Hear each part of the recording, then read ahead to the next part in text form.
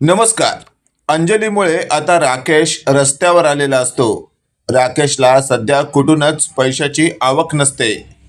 आता काय आणि कसं करायचं?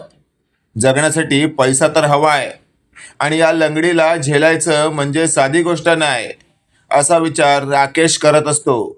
आणि अशातच आता राकेशने स्वतःचं डोकं लढवलेलं असतं आणि त्याला लगेचच आता वल्लरी डोळ्यासमोर येते. राकेश स्वतःशी बोलत असतो, या वल्लरीकडून आता मला हवा तेवढा बक्कळ पैसा नक्कीच मिळवता येईल. त्यासाठी राकेशने वल्लरीला फोन केलेला असतो. वल्लरी फोन उचलते. राकेश बोलत असतो, काय मग मामी, कशात तुम्ही? त्यावर मात्र वल्लरी म्हणत असते, काय झालंय जावई बापू, अचानकपणे आज तुम्हाला माझी आठवण कशी काय आली? त्यावर राकेश म्हणत असतो, मामी असं काय करताय? ज्या वेळेला पडते गरज त्यावेळेला येते तुमची आठवण. त्यावर मात्र वल्लरी म्हणत असते, आत्ता तुमचं म्हणणं नेमकं कळलं नाही मला. त्यावर राकेश म्हणत असतो, मामी थोडी नड होती मला. हे वाक्य ऐकल्यावर आता वल्लरी म्हणत असते, हे बघा जावई बापू, आत्ता या वेळेला मला सुद्धा पैशांची खूप गरज आहे आणि मी कुठूनही कोणताच पैसा उभा करू शकत नाहीये. हे वाक्य ऐकल्यावर राकेश म्हणत असतो, मामी प्लीज मी काय बोलतो ते ऐका. या सिच्युएशनला मला असं अर्धवट रस्त्यावर सोडू नका. यातून मला बाहेर काढा. मग बघा, तुम्हाला देखील पुढे जाऊन कोणताच प्रॉब्लेम होऊ देणार नाही मी. हे वाक्य ऐकल्यावर वल्लरी म्हणत असते, मला मला कोणताच प्रॉब्लेम तुम्ही होऊ देणार नाही, या वाक्याचा नेमका अर्थ काय? त्यावर राकेश म्हणत असतो, मामी तुमची ही अनेक गुपितं मला माहीत आहेत. ती गुपितं जर मी अर्णव समोर उघड करून ठेवली तर मात्र काय होईल तुमचं? तुम्हीच विचार करा. त्यावर मात्र वल्लरी म्हणत असते, जावई बापू, तुम्ही तुम्ही मला ब्लॅकमेल करताय मला? त्यावर राकेश म्हणत असतो, ब्लॅकमेल करत नाहीये, फक्त तुम्हाला एक छोटीशी झलक दाखवली आहे. जर तुम्ही माझ्या मनाप्रमाणे वागला नाहीत तर आणि तरच मात्र मला तुमच्या विरोधात असं वागावं लागेल.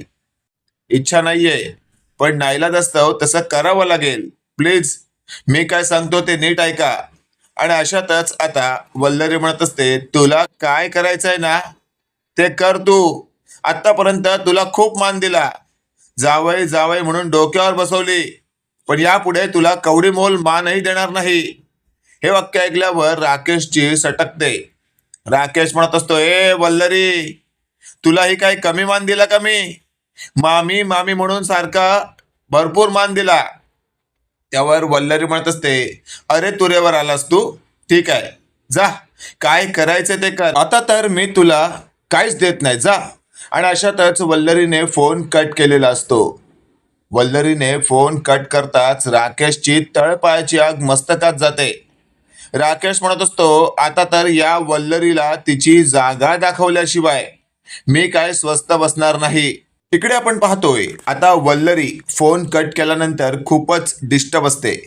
ती स्वतःशी बोलत असते, या राकेश बरोबर पंगा घेऊन मी चूक तर केली नाही ना? नाहीतर उद्या असं व्हायला नको.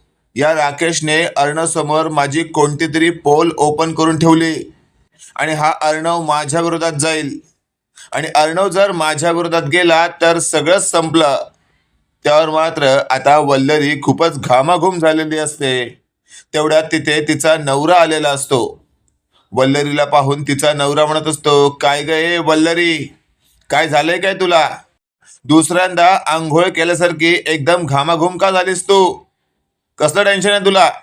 त्यावर मात्र वल्लरी म्हणत असते, गप्प बसावं तुम्ही, तुम्हाला ना कधी कुठे काय बोलावं कधी काय कळतं की नाही? त्यावर वल्लरीचा नवरा म्हणत असतो, अगं काय झालंय काय तुला? तुझं काय टाळकं सटकलंय की काय? त्यावर वल्लरीने स्वतःच्या नवऱ्याला इग्नोर करत थेट घरातून बाहेर पाऊल काढलेलं असतं. आणि एका चौकात आल्यानंतर तिथे भली मोठी एक गाडी आलेली असते. त्या गाडीतून अचानकपणे एक व्यक्ती उतरतो आणि तो वल्लरीच्या मागे मागे चालत असतो.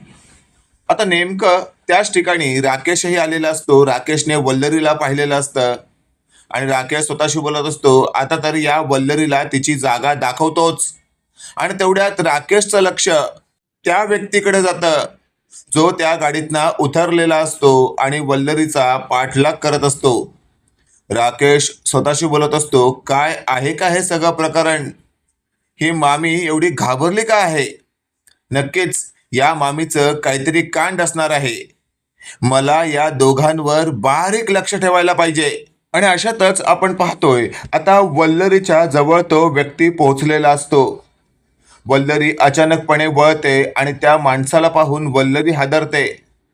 तो माणूस म्हणत असतो, काय मग वल्लरी, कशी आहेस? त्यावर वल्लरी म्हणत असते, तू तू इथे काय करतोयस? त्यावर तो माणूस म्हणत असतो, का या जागी मी येऊ शकत नाही का? त्यावर वल्लरी म्हणत असते, येऊ शकतोस ना, पण तू माझा पाठलाग करतोयस की काय? त्यावर मात्र तो व्यक्ती म्हणत असतो, अगं तुझा पाठलाग करायला काय तू माझी स्वप्न सुंदरी आहेस का?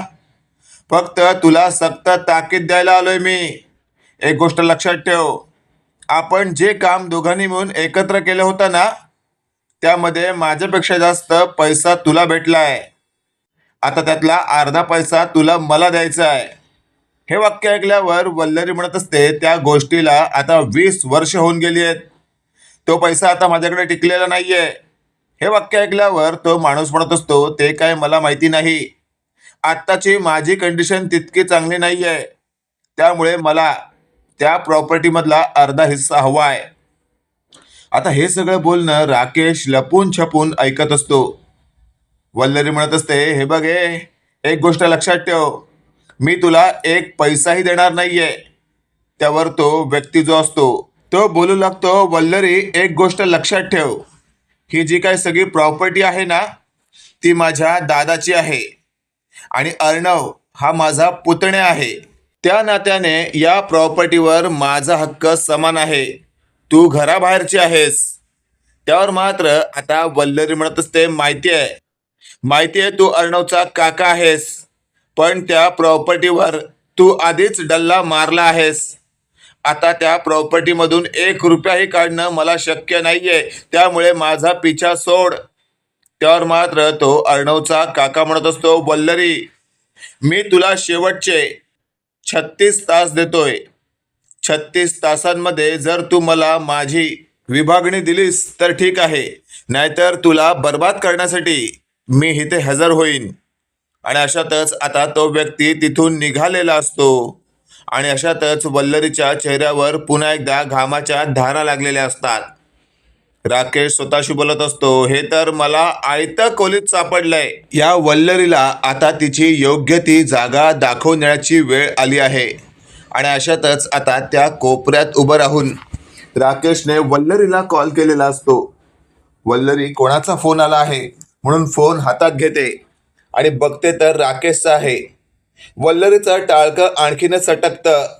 लगेचच आता वल्लरी फोन उचलते आणि म्हणत असते, दीड दमडीच्या राकेश, एक गोष्ट लक्षात ठेव, मला सारखा सारखा फोन करायचा नाही या. त्यावर राकेश म्हणत असतो, मामी असं काय करताय? तुमची आत्ताची परिस्थिती मी माझ्या डोळ्यांनी पाहिली आहे. हे वाक्य ऐकल्यावर वल्लरीला खूपच मोठा धक्का बसतो. वल्लरी बोलत असते, म्हणजे काय म्हणायचं काय तुला? त्यावर राकेश म्हणत असतो, आता तुम्ही 2 मिनिटापूर्वी ज्या व्यक्तीशी बोलत होतात, म्हणजेच तो अर्णवचा काका, हे सगळं मी ऐकलंय. बघा जरा मान वळून, तुमच्या मागावरच आहे मी. आणि वल्लरी वळते तर मागे एका गाडीच्या मागे राकेश उभा असतो. वल्लरी त्याला पाहते आणि म्हणत असते, म्हणजे तू माझा पाठलाग करत होतास की काय? त्यावर राकेश म्हणत असतो, आता ते महत्वाचं नाहीये.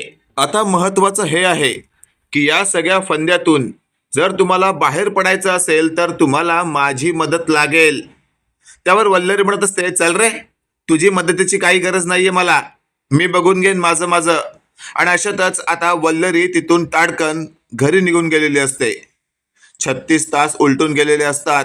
वल्लरीने अजूनही समोरच्या त्या अर्णवच्या काकाला अजिबात काही रिप्लाय दिलेला नसतो. त्यामुळे अर्णवचा काका आता थेट अर्णवच्या घरात एंट्री करतो आणि धांगडधिंगा घालायला सुरुवात करतो. वल्लरीच्या सगळं नाकीनं वालेलं असतं. वल्लरी खूप घाबरलेली असते. अर्णवच्या काकाला समोरून म्हणत असते, प्लीज तुम्ही इथून जा, तुम्हाला जर हॉलमध्ये कोणी पाहिलं तर खूप मोठी पंचायत होईल. त्यावर अर्णवचा काका म्हणत असतो, आता तर मी तुला बर्बाद केल्याशिवाय इथून जाणारच नाही. माझे खायचे वांदे झाले आहेत. तुला सुखाने कसं काय खाऊन देऊ शकतो मी? त्यावर वल्लरी म्हणत असते, आणखी 36 तास मला हवेत. त्यावर अर्णवचा काका म्हणत असतो, पहिले 36 तास दिले ना, त्यात तू काही करू शकली नाहीस, तर पुढच्या 36 तासांमध्ये तू हा भारत सोडून पळू सुद्धा शकतेस. नाही द्यायचेत मला तुला 36 तास, हवं तर 36 मिनिटं देईन इथेच उभे राहून. त्यावर मात्र आता वल्लरीला काय बोलावं सुचत नसतं. आणि अशातच आता ऑफिसमधून अर्णव घरी येत असतो. आणि घरी आलेल्या अर्णवने जो काही तमाशा चाललाय तो पाहिल्यावर त्याला धक्का बसलेला असतो. अर्णव लगेचच म्हणत असतो, काय चाललंय हे सगळं? त्यावर मात्र वल्लरी चांगलीच हादरते. आणि अशातच आता अर्णवचा काका म्हणत असतो, कसा आहेस माझ्या लाडक्या पुतण्या? हे वाक्य ऐकल्यावर अर्णवच्या तळपायाची आग मस्तकात जाते. अर्णव लगेचच पुढे येतो आणि काकाची कॉलर धरत म्हणत असतो, तुझी हिंमत कशी झाली माझ्या या घरामध्ये पाय ठेवायची? त्यावर अर्णवचा काका म्हणत असतो, अरे अर्णव बाळा, असं काय करतोयस? काका आहे तुझा मी, तुझ्या वडिलांचा सख्खा भाऊ. त्यावर अर्णव म्हणत असतो, शट अप, पुन्हा असलं काही बोलायचं नाही. माझ्या वडिलांना तुझ्यासारखा नालायक भाऊ असू शकत नाही. जर तू खरंच काका असतास ना, तर लहानपणी आमचे हाल केले नसतेस. आम्हा भावा बहिणींना असं घराबाहेर काढलं नसतास. आमच्या प्रॉपर्टीवर डल्ला मारला नसतास. त्यावर मात्र आता अर्णवचा काका म्हणत असतो, हे बघ अर्णव. त्यावर अर्णवचा काका म्हणत असतो, हे बघ अर्णव, तुला जे वाटतंय ना तसं काही नाहीये. त्यावेळी रमाकांतच्या म्हणजेच दादाच्या प्रॉपर्टीवर डल्ला मी नाही, तर या वल्लरीने मारला. हे वाक्य ऐकल्यावर अर्णवला खूप मोठा धक्का बसतो. वल्लरी म्हणत असते, अर्णव स्वतः खोलात आहे हा, मला सुद्धा आता बुडत्याचा आधार देऊ इच्छित नाहीये. प्लीज यावर तू विश्वास ठेवू नको. त्यावर लगेचच आता अर्णवचा काका म्हणत असतो, हवं तर मी तुला पुरावे देऊ शकतो. या नालायक बाईने दादाला कसं काय अडकवलं आणि दादाला अगदी मरेस्तोर वेदना दिल्या, त्यामुळे वहिनीचीही वाईट अवस्था झाली. त्यावर मात्र आता तिथे आलेला राकेश गपचूप सगळं काही ऐकत असतो. राकेश स्वतःशी बोलत असतो, हे तर काही नवीनच कांड चालू आहे. आणि अशातच आता अर्णवने वल्लरीला म्हटलेलं असतं, मामी एक गोष्ट लक्षात ठेव, हा काका जे काही बोलतोय ना त्यावर माझा विश्वास बसत नाहीये, पण समज उद्या जाऊन जर मला कळलं की काकाच्या बोलण्यामध्ये 1% जरी सत्यता आहे, मी तुला सोडणार नाही, ही गोष्ट लक्षात ठेव. तेवढ्यात आपण पाहतोय आता तिथे अर्णवने स्वतःच्या काकाला म्हटलेलं असतं, एक गोष्ट लक्षात ठेव, आज माझ्या पॅलेसमध्ये पाय ठेवलायस, उद्या जर माझ्या पॅलेसच्या आसपास जरी दिसलास ना तरी तुला तोडून काढीन. त्यावर अर्णवचा काका म्हणत असतो, अरे पुतण्या, काकाशी अशा प्रकारे नको बोलूस तू, लहानपणी तुला अंगा खांद्यावर खेळवलंय मी. त्यावर मात्र अर्णव म्हणत असतो, चांगलंच खेळवलंयस, आठवतंय मला, भावा बहिणींना असं रस्त्यावर काढलं होतंस तू. त्यावर अर्णवचा काका म्हणत असतो, त्यावेळी मला जे सुचलं ते मी केलं, पण खरं तुम्हाला भिकेला लावण्याचं काम या वल्लरीने केलं अर्णव. त्यामुळे तू या बाईवर विश्वास ठेवू नकोस. या बाईने माझे बरेच पैसे लाटलेत. आणि अशातच आता अर्णवला महत्त्वाचा एक कॉल आलेला असतो. त्या कॉलवर त्याला बोलायला आता अर्जंट टेरेसवर जावं लागतं. अर्णव तिथे जातो. अशातच आपण पाहतोय हा जो माणूस असतो हाही आता निघून गेलेला असतो. आणि वल्लरी तिथेच आता उभी राहून स्वतःशी बोलत असते, लवकरात लवकर या प्रॉब्लेममधून स्वतःला सोडवलं पाहिजे. तेवढ्यात राकेश समोर येतो आणि म्हणत असतो, मामी, मी म्हटलं होतं ना, या सगळ्या प्रॉब्लेममधून मी तुम्हाला बाहेर काढू शकतो. मी तर वकील आहे, तुम्हाला तर माहितीच आहे.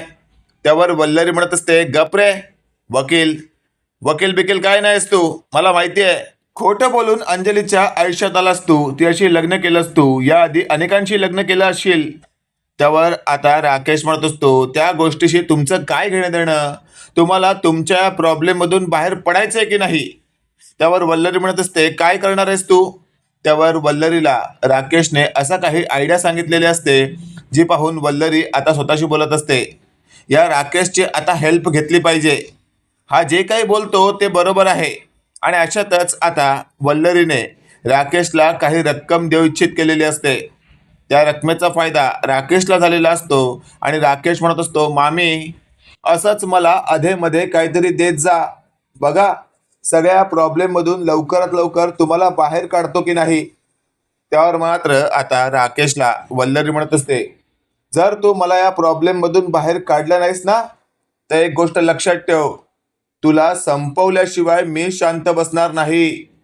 त्यावर मात्र आता राकेश म्हणत असतो, मामी असल्या गोष्टी करू नका. एक तर तुम्ही मला संपवू शकत नाही, कारण तुमची अशी अवस्था आहे ना की तुम्ही स्वतः जगाल की मराल अशी अवस्था झाली आहे. अशातच आता नेमकं काय करावं हे अर्णवच्या बाबतीत वल्लरी विचार करत असते. आणि शेवटी तिथे आता राकेशला या वल्लरीने जायला सांगितलेलं असतं. राकेश ती रक्कम घेऊन जात असतो. वरून टेरेसवरून अर्णवने पाहिलेलं असतं आणि अर्णव स्वतःशी बोलत असतो, हा माझ्या घरातून बाहेर कसा काय पडला. आणि तेवढ्यात अर्णवने खाली येऊन वल्लरीला जाब विचारलेला असतो. वल्लरीच्या तोंडून जे काही वाक्य आता बाहेर पडलेलं असतं ते ऐकून मात्र अर्णव वल्लरीवर चिडतो. अर्णव म्हणत असतो, माझ्याशी काका आला होता, जे काही बोलत होता त्यात जर काही तथ्य निघालं ना, तर मात्र तुझी वरात काढल्याशिवाय शांत बसणार नाही. त्यावर मात्र वल्लरी घाबरते. मित्रांनो, इथे तर कन्फर्म आहे की अर्णव आता लवकरच ऍक्शन मोडवर येणार आणि या वल्लरी आणि स्वतःच्या काका बाबतीत काहीतरी वेगळा निर्णय घेणार. बाकी तुम्हाला आजचा भाग कसा वाटला कमेंट करून नक्की कळवा. आणि असेच नवनवीन अपडेट पाहण्यासाठी व्हिडिओला लाईक आणि चॅनलला नक्की सबस्क्राईब करा. धन्यवाद.